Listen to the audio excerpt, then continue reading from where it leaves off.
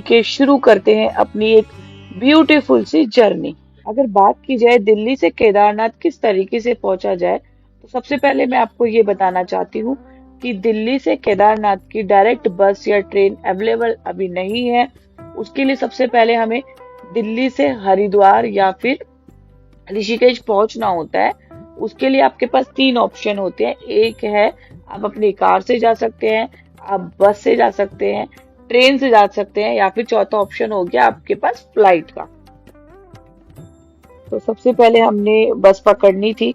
बस पकड़ने के लिए हम दिल्ली से ISBT बस अड्डे पहुंच गए। कश्मीरी गेट में ही पड़ता है।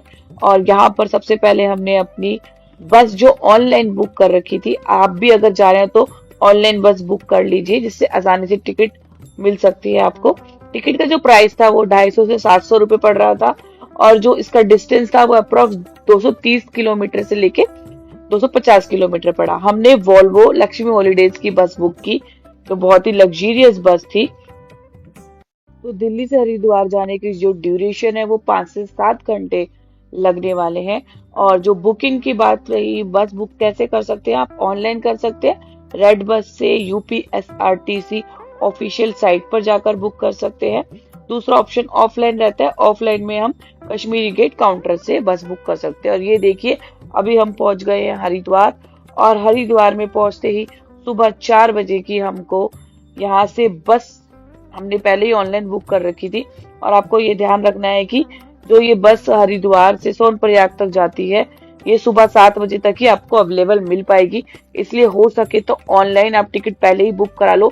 ऑफलाइन अगर आप वेट करते हो तो ऑलमोस्ट सारी बसेस फुल होती हैं और टिकट मिलने में बहुत ही प्रॉब्लम होती है। चलिए, अगर आप फ्लाइट में जाना चाहते हैं तो फ्लाइट की भी आपको इन्फॉर्मेशन मैं दे देती हूँ।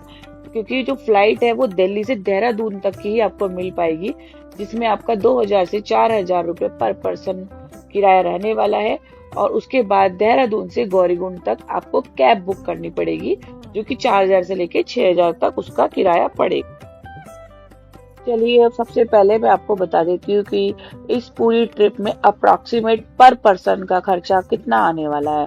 तो ट्रैवल के लिए 1500 से लेके 5000 का पर पर्सन का खर्चा आएगा। दूसरा आता है स्टे का। स्टे के लिए 500 से लेके 1500 पर नाइट।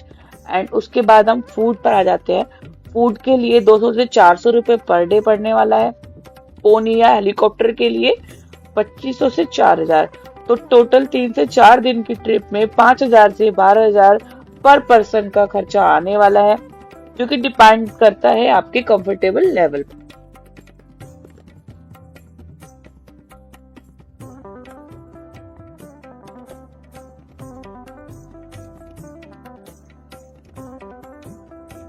और ये देखिए, दिल्ली से सोनप्रयाग के रास्ते के बीच में बहुत ही टेस्टी हमने ये नाश्ता भी किया, जो कि आलू का पराठा, सब्जी, चटनी, प्याज सब कुछ था। मतलब बहुत ज्यादा स्वाद था ये नाश्ता।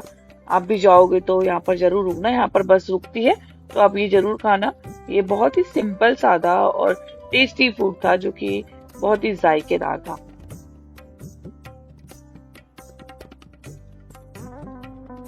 तो केदारनाथ की यात्रा करने से पहले धारी देवी माता के मंदिर दर्शन जरूर करना चाहिए। हम बस में थे, तो बस में अगर आप जाते हैं तो वो नीचे मंदिर तक नहीं दर्शन करने देते हैं, क्योंकि डायरेक्ट बस चलती है। पर हमने वहीं से हाथ जोड़ लिए थे। और ये देखिए, बहुत ही सुंदर सुंदर पहाड़ थे, नजारे थे। और ये पुल आता है जिसको क्रॉस करके हम सीधा वहां सोनप्रयाग की तरफ चलते हैं। ऑनलाइन हमने बस तो टिकट बुक कर ली थी, पर उससे सबसे ज्यादा जरूरी बात है ऑनलाइन आप अपना रजिस्ट्रेशन करा लें। जब भी आप यात्रा आपका मन हो जाने का, उससे 1 महीने पहले ही आप ऑनलाइन रजिस्ट्रेशन करा लें, क्योंकि 1 महीने पहले ही रजिस्ट्रेशन ओपन हो जाता है। जैसे कि मैंने किया था, मैंने ऑनलाइन रजिस्ट्रेशन 1 महीने पहले ही अपना बुक करा लिया था, जिससे कि बहुत ही आसानी से मेरी यात्रा कंप्लीट हो गई। ऑफलाइन जाने में, वहां पर जाकर लाइन में लगने से अच्छा है कि आप ऑनलाइन रजिस्ट्रेशन करा ले। और ये सीतापुर पार्किंग हम पहुंच चुके हैं। यहाँ से 1-1.5 किलोमीटर की दूरी पर सोनप्रयाग है, जहाँ से मेन यात्रा हमारी शुरू होती है। सोनप्रयाग केदारनाथ यात्रा का एक बहुत इम्पोर्टेंट पॉइंट है। यहाँ से केदारनाथ ट्रैक की ओरिजिनल स्टार्टिंग होती है। जो इसकी लोकेशन है वो है रुद्रप्रयाग डिस्ट्रिक्ट, उत्तराखंड। तो अभी हम इसके ऑप्शंस बता देते हैं आपको सोनप्रयाग में रुकने के। तो जो बजट धर्मशाला और गेस्ट हाउस है उसका जो किराया पड़ेगा हमें एक रात का 500 से 1000 रुपए पड़ेगा। इसके साथ ही GMVN यानी कि गढ़वाल मंडल विकास निगम में भी हम रुक सकते हैं, जो कि बहुत ही साफ सुथरे अफोर्डेबल होते हैं। और प्राइवेट होटल्स को तो आपको पता ही है 1000 से लेकर 2500 रुपए तक का आपको रेंट पड़ेगा। पर ये पीक सीजन में सोनप्रयाग और गौरीकुंड दोनों ही फुल हो जाते हैं, तो पहले से ही बुकिंग कर लेना चाहिए। और रेट भी बहुत हाई होते हैं। साथ में रेन कोट हो गए, आपके बूट कवर हो गए, अम्ब्रेला हो गया, टॉर्च हो गया, ये सब आपको शॉपिंग नीचे सोनप्रयाग से ही कर लेनी है, जो कि हमने साथ के साथ ही खरीद लिए थे।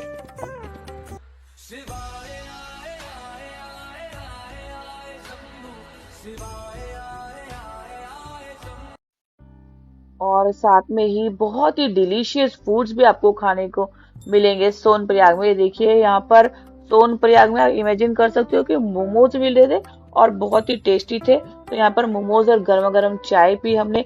तो यहाँ के मौसम के बारे में आपको बताऊंगी। दिन में यहाँ थोड़ी सी गर्मी लगती है, पर जैसे ही दिन छुपता है, शाम होती है, तो बहुत ठंडक यहाँ पर हो जाती है।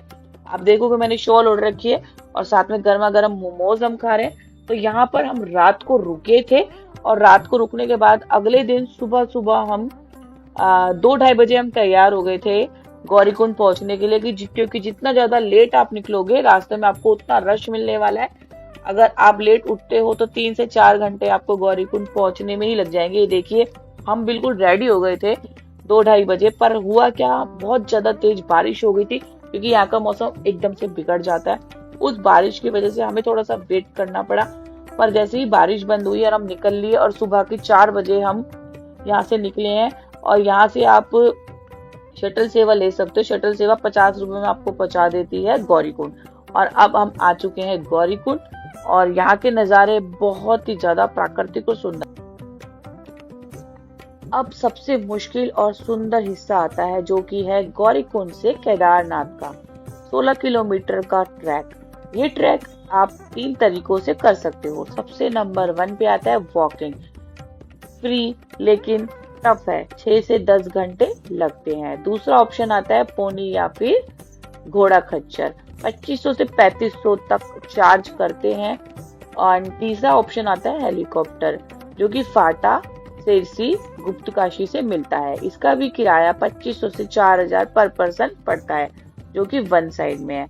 पर मैं आपको जो भी ट्रैक कर रहे हैं उनको एक ट्रिप देना चाहती हूँ कि सुबह 4 से 5 बजे ट्रैक शुरू करें, थकान कम लगेगी और जल्दी पहुंच जाएंगे।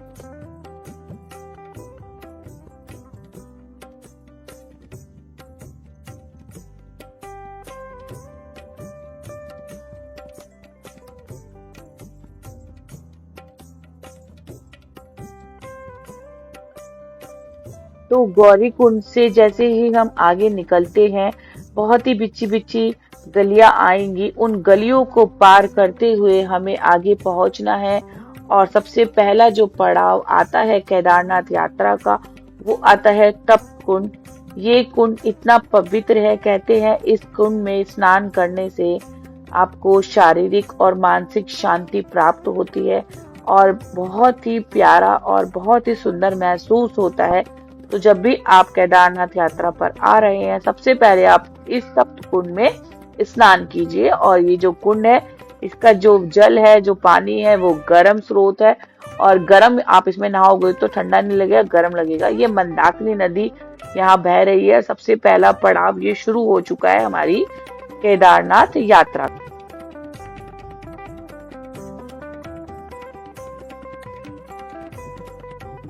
जरूरी टिप्स और पैकिंग लिस्ट मैं आपको सबसे पहले बता देती हूँ। अब हम बात करते हैं कुछ जरूरी टिप्स की। तो सबसे पहले है वार्म क्लोथ। सबसे ज्यादा आपको जरूरी है कि आप कुछ सर्दियों के कपड़े रख लें अपने साथ, इवन मई और जून में भी, क्योंकि यहाँ बहुत ज्यादा ठंडा हो जाता है जब मर्जी मौसम। रेन कोट तो जरूर ही होना चाहिए, नहीं है तो आप सोनप्रयाग या गौरीकुंड से ही खरीद लीजिएगा, क्योंकि बारिश कभी भी यहाँ पर हो जाती है। मेडिकल किट आपके पास होनी चाहिए, जिसमें कोल्ड फीवर, बैंडेड, पेन रिलीफ होना चाहिए। टॉर्च जरूर आपको लेनी है, क्योंकि रात में बहुत कम दिखाई देता है, तो टॉर्च की मदद से आप अच्छे से ट्रैक कर सकते हैं। आईडी प्रूफ रजिस्ट्रेशन और स्टे के लिए जरूरी होता है, और केदारनाथ ऐप या वेबसाइट पे आप रजिस्ट्रेशन जरूर। अगर बात की जाए गौरीकुंड से केदारनाथ टेम्पल तक जाने की, तो डिस्टेंस इसका पड़ेगा 16 से 18 किलोमीटर वन साइड का। ड्यूरेशन रहेगी 6 से 12 घंटे, डिपेंडिंग ऑन योर पेस। तो यानी कि आप किस रास्ता अपना रहे हो, या फिर आप पैदल जा रहे हो या घोड़े खच्चर से, उसके अकॉर्डिंग ही आपका डिस्टेंस कवर होगा। तो उसकी जो लोकेशन है, सबसे पहले गौरीकुंड आती है। गौरीकुंड से जंगल चट्टी 4 किलोमीटर रास्ता है। 4 किलोमीटर चलने के बाद आप भीमबली पहुंचोगे 6 किलोमीटर पे। 6 किलोमीटर चलने के बाद 9 किलोमीटर पे लिंचोली आएगा। उसके बाद 12 किलोमीटर पे छानी कैंप आता है। 12 किलोमीटर के बाद 16 से 18 किलोमीटर पे आपको केदारनाथ बेस कैंप मिलेगा। तो पैदल और पोनी से तो मैंने आपको सब बता दिया है। साथ में मैं आपको पालकी का ऑप्शन भी बताना चाहती हूँ। जो बहुत बुजुर्ग हैं, जो पेशेंट है पर उनको दर्शन करने हैं, तो वो पालकी का रास्ता भी अपना सकते हैं। यह पालकी आपको 4,000 से लेके 6,000 रुपए तक में पड़ जाएगी। साथ में आप हेलीकॉप्टर के द्वारा भी जा सकते हो, जो कि 2500 से 4500 रुपए वन साइड का चार्ज कर। दोस्तों, अब हम शुरू कर रहे हैं केदारनाथ ट्रैक, एक 16 किलोमीटर का सफर, जो सिर्फ एक फिजिकल टेस्ट नहीं बल्कि एक स्पिरिचुअल जर्नी भी है।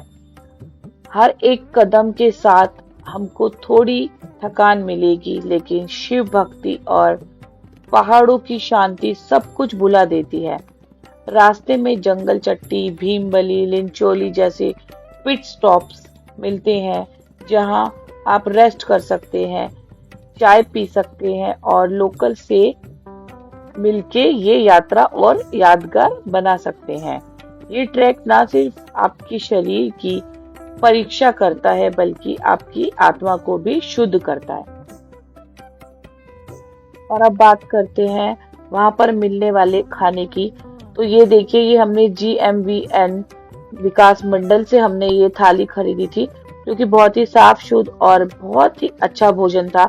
और बात रही इसके बाहर मिलने वाले खाने की, जो बहुत ही महंगा था और साफ सुथरा बिल्कुल नहीं था। तो ये देखिए, अभी हम ये रामबाड़ा में आ चुके हैं, और यहाँ पहुंचते ही इतनी खूबसूरती है, इतनी इतनी मैं बता नहीं सकती हूँ। और ये देखिए, मंदाकिनी नदी यहाँ पर बहुत ही तेज वेग में बह रही थी, जिसकी आवाज सुनकर भी कंपन शरीर में महसूस हो रही थी। तो एक ये बहुत ही प्यारा अनुभव आप यहाँ आकर ले सकते हो। ये देखिए, मैं इसमें बता रही हूँ कि मुझे बहुत ऐसी कंपन महसूस हो रही है। हम यहाँ से आगे बढ़ जाए। केदारनाथ 11,000 फीट पे है, तो कुछ लोगों को ब्रेथिंग इशू हो सकते हैं, जिसका साइन होता है चक्कर आना, नोजिया आना या फिर ब्रेथलेसनेस होना। इसका सॉल्यूशन है ट्रैक स्लोली चले, हाइड्रेट रहें, अवॉइड करें रनिंग और ओवर एक्सरसाइजिंग। तो नो स्मोकिंग, अल्कोहल बिफोर और ड्यूरिंग ट्रैक। हर 20-30 मिनट में थोड़ा पानी पिए, साथ में कैरी करें glucose powder, ORS, Electral, reusable water bottle. जब भी आप ट्रैवल कर रहे हैं तो एक्स्ट्रा वजन साथ में ना कैरी करें, मिनिमम बैग पैक करें, जिसे 5 से 6 किलोमीटर मैक्सिमम होना चाहिए। सिर्फ जरूरी आइटम्स ही अपने साथ लें, जैसे कि water, dry fruits, small towel, mobile, power bank, light snacks, energy bars, ID proof and cash. ये ट्रैक जितना पवित्र है उतना ही मुश्किल भी हो सकता है, अगर हम कुछ बेसिक सावधानियां ना लें। इसलिए यात्रा से पहले और रास्ते में hydration, warm clothes, light backpack और पेशेंस सबसे जरूरी टूल्स हैं। हर कदम पर सिर्फ एक ही नाम, हर हर महादेव।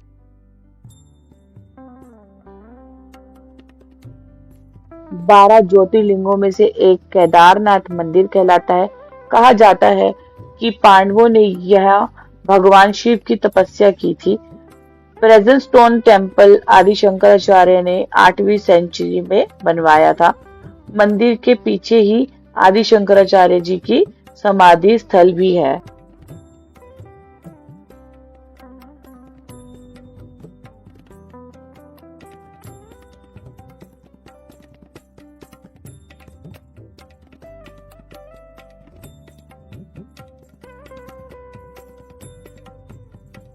मंदिर के बारे में थोड़ा सा मैं आपको बता देती हूँ। दर्शन और आरती की जो टाइमिंग है, ओपनिंग टाइम है सुबह 4 बजे, क्लोजिंग टाइम है रात को 9 बजे। मॉर्निंग की जो आरती होती है, अभिषेक पूजा, वो सुबह 4 बजे से 6:30 बजे तक होती है, और इवनिंग आरती 6 बजे से 7:30 बजे तक। तो अब बात करते हैं दर्शन पास और पूजा बुकिंग की। जनरल दर्शन जो है वो फ्री होते हैं, जो कि लाइन में लगकर हमको करने होते हैं। वीआईपी दर्शन 300 से 500 रुपए पर पर्सन चार्जेस होते हैं। अभिषेक पूजा जो है वो 1700 से 3500 रुपए पर पर्सन चार्ज होती है। और जो हमारी रजिस्ट्रेशन है वो बुक कर सकते हैं GMVN काउंटर या ऑनलाइन, या फिर बद्रीनाथ केदारनाथ गवर्नमेंट लिंक।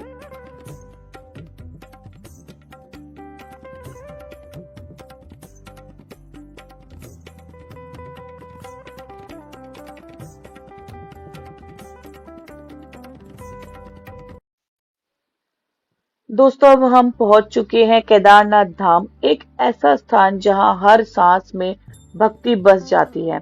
यह मंदिर जो 12 ज्योतिर्लिंगों में से एक है, उन्हीं शिव भगवान का निवास है, जिनके नाम से हिमालय भी गुनगुना उठता है।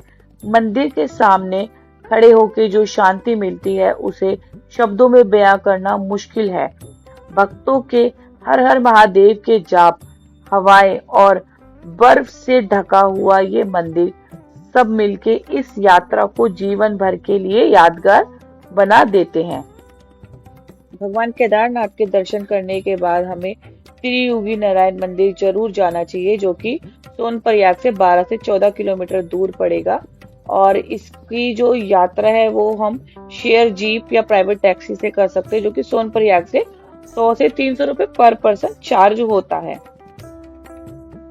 मंदिर खुलने का समय है सुबह 6 बजे से लेकर रात के 8 बजे तक। अब हम आ चुके हैं एक ऐसे स्थान पर जिसका नाम है त्रियुगी नारायण मंदिर, जहां भगवान शिव और पार्वती जी की शादी हुई थी। यहाँ का सबसे पवित्र और अद्भुत दृश्य है अखंड धूनी, एक इटर्नल फ्लेम जो सतयुग से लेकर आज तक बिना बुझे जल रही है। मंदिर के चारों तरफ विष्णु कुंड, ब्रह्म कुंड जैसे स्नान स्थलों का पवित्र जाल मिलता है। शादीशुदा जोड़े यहाँ आते हैं अपनी शादी को पवित्र बनाने के लिए, और नए जोड़े यहाँ विवाह भी